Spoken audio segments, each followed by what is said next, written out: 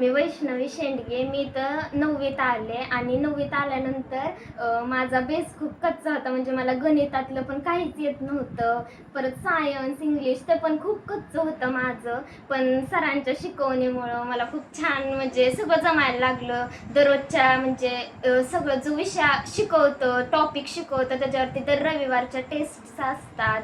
पण त्यामुळं पण एका नाही सगळं म्हणजे रिव्हिजन होते आपली आणि जे चुकतं वगैरे ते सगळं इथं समजवलं जातं. सगळ्यांवरती वैयक्तिक लक्ष दिलं जातं. सगळ्यांना खूप छान म्हणजे मार्गदर्शन केलं जातं सगळ्याच मुलांना आहे.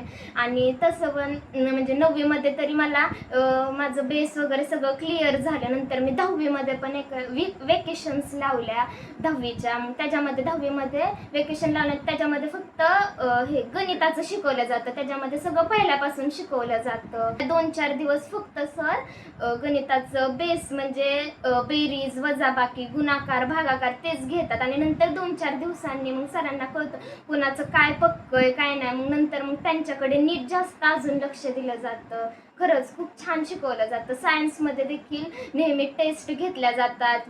खूप साऱ्या प्रश्नपत्रिका गेल्या वर्षीच्या हे सगळं सोडवून घेतलं जातं दर रविवारचं. आणि जशा जशा एक्झाम्स जवळ येत जातात तसे तसं अजून जास्त टेस्ट घेतल्या जातात. रोज रोज म्हणलं तरी टेस्ट घेतात. नंतर पोर्शन शिकवून झाल्यानंतर खूप छान शिकवतात.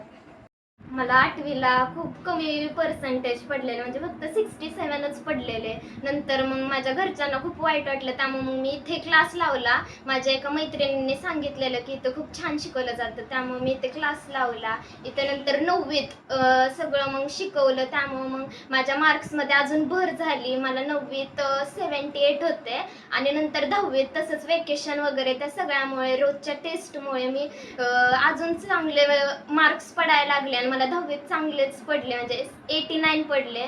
खूप छान पडले. माझ्या घरच्यांना पण खूप छान वाटलं. सगळे घरचे वगैरे सगळ्यांना छान वाटलं.